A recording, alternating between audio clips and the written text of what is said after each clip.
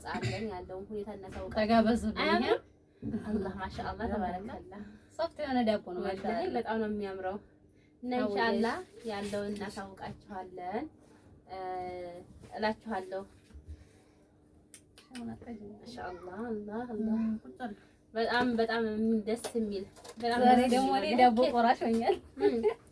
ኬክ መሰለ ዳቦ ቢስሚላሂ ረህማን ረሂም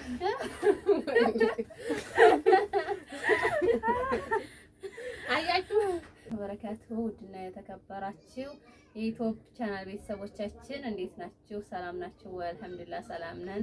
ዛሬም በኢሞ ሱቅ ተገኝተናል። እንዴ ምንድነው እዚህ ሱቅ ዛሬ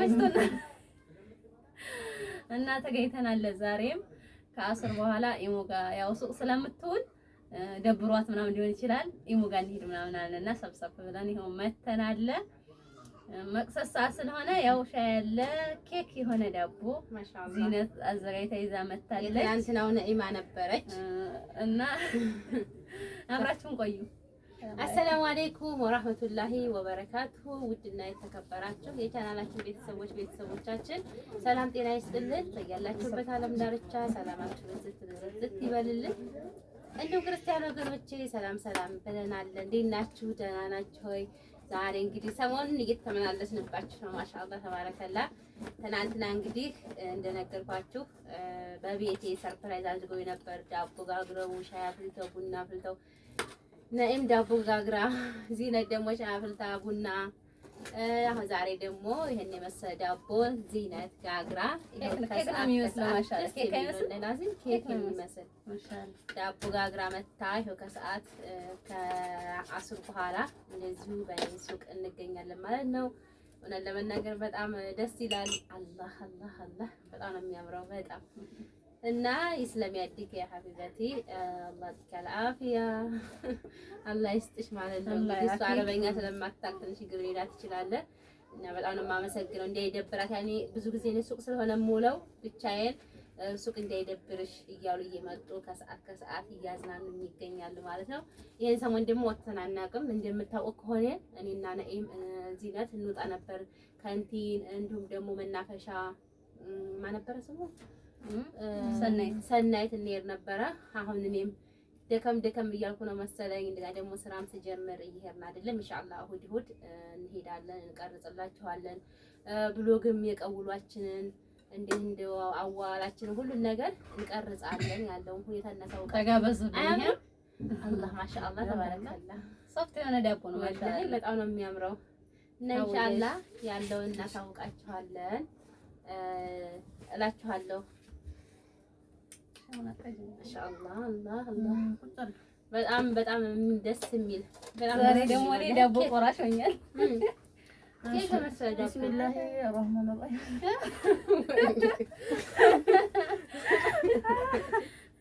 አያችሁ ማርጀባ ይሄን ነው ጀባ የምትለው ወሎዬ። እንግዲህ ወሎ በምርቃን ነው የሚባለው። ምርቃን ሊጀመር ነው። ማርጀባ ብለዋል ማለት ነው። እንግዲህ አላህ ይመርቅሽ ማሪ፣ አላህ ይስጥሽ። ሆዲ መርቅ እንግዲህ ማሪ የሆነውን ኑሮ ከባለቤትሽ ጋር መብራችሁ የምትኖሩ አላህ ያድርጋችሁ። ወንድ ልጅ ወለዱ ወንዱን ውለጂ፣ ሴት አለች አንዴ ባልሽን ውለጂ። አያችሁ በነገራችን ላይ ይባላልኝ ባልሽ ወልደኝ ስታይ እንትን ኮሜንት ልትሰጡ ትችላላችሁ። ያው በመካከላቸው ትንሽ ያለመግባባት ስላለ ነው ያለን ይሄ ይፈጠራለን ያለ ነው። ማንኛውም ሰው ይጣላል። ወልዶ ደግሞ መለያየት የለም።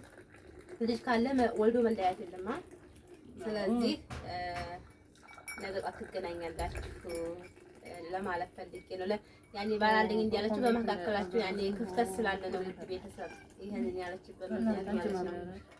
እና እንደዛ ነው እላችኋለሁ ልጆቼ። እስኪ አውሩና አሁን ደግሞ ዚነት እንግዲህ ያው ዚነትዬ ያው ልጅቷም ኬክ ነው የምትመስለው። ኬክ አያችሁ እቺ ወሎዬ እንግዲህ ወሎዬ ሲነሳ እንደዚህ ነው እንግዲህ ወሎ በቁንጅና ልጅቱን ቆንጆ ናት። አዎ ስራዋን ቆንጆ ነው። ማሻአላህ ተባረከና አንቺማ ቁጭ በይ። ይኸውላችሁ ታኔት አሁኑ የአማረኝን ያመጣሉ። ይኸው እየተንከባከቡኝ ነው። ቁጭ በይ ነው የሚሉኝ የኔ ጎረቤቶች፣ የኔ እህቶች።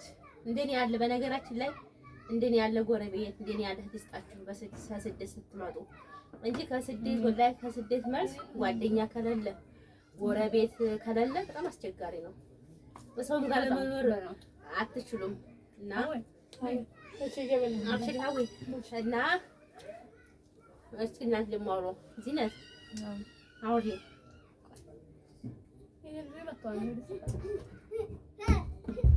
አውሪ ዚኑ እስ ድምፅ እንዳታስገባ አውሪ እና በዛ ግን ድምፅ እንዳታስገባ አውሪ ማለት ማን ብቻህን ሰው ጋር ነው አቁሚ ማለት እንካደቁ አቁሚ ብቻውን እዛ ቁጭ ብለህ ለመቁረጥ ያስቸግረናል። ለመቁረጥ ያስቸግረናል።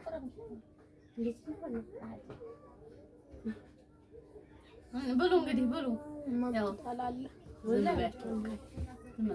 ብዙ ናቸው። ያው ልጆች ድምጻቸውን እንዳያስገቡብን ፈርተን ነው።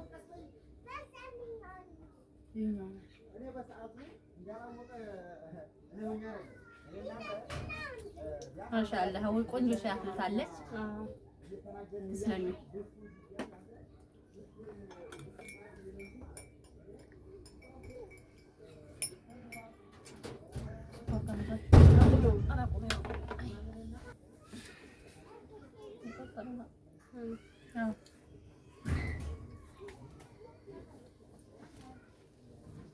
ውሎ እንዴት ነበር ዛሬ? አሪፍ ነው። አሪፍ ነው። ዛሬ እሑድ ነው። ዛሬ ሰኞ ዛሬ እኔ ጠዋት ላይ የሚጣገፍላት ዛሬ እስኪ ቆይ አቁም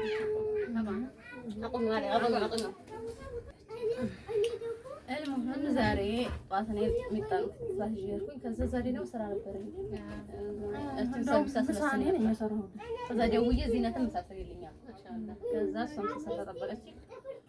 ከዛ መጥቼ እነሱ ምሳሌች ቡና አጥቼና እናንተ ደወልሽልኝ። አሃ ዚነት በፊት አንቺ ጋር ነበር። አዎ ጠዋት ሳን ወጥ የሰራችልኝ ነበር። እኔ እኮ ሰዓት ነው 15 ሰዓት አይሆንም። እኔ ሰራ አይደል ሰዓት ዙር አልፏል። ዙር አልፏል። ደውል እስ ወጥ ይልቀጥሩ ደብስጫቸው ማለት አቤት አሁን ደግሞ አንዲት እንግዳ መጣለች። እንግዳ ምን አስተናግዳለን? ካሜራ ስለመግባት አይፈልጉም። ከካሜራ ጀርባ ነው።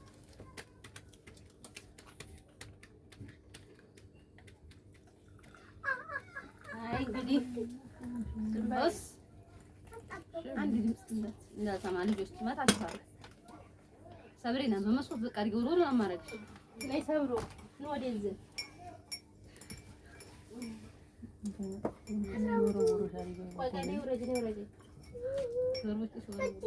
ኧረ ዝም በይ።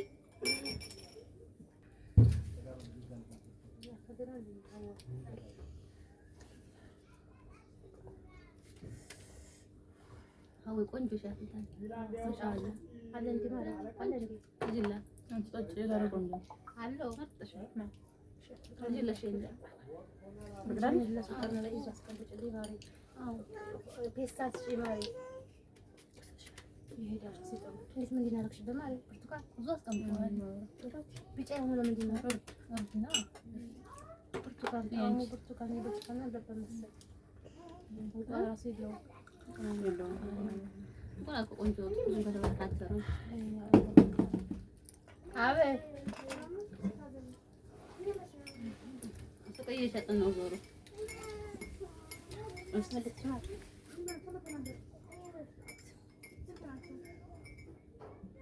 መኪኖቹ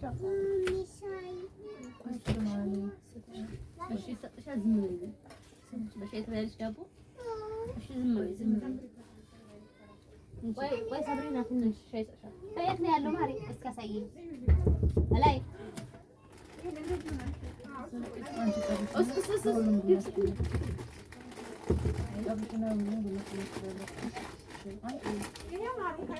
እንዲያውም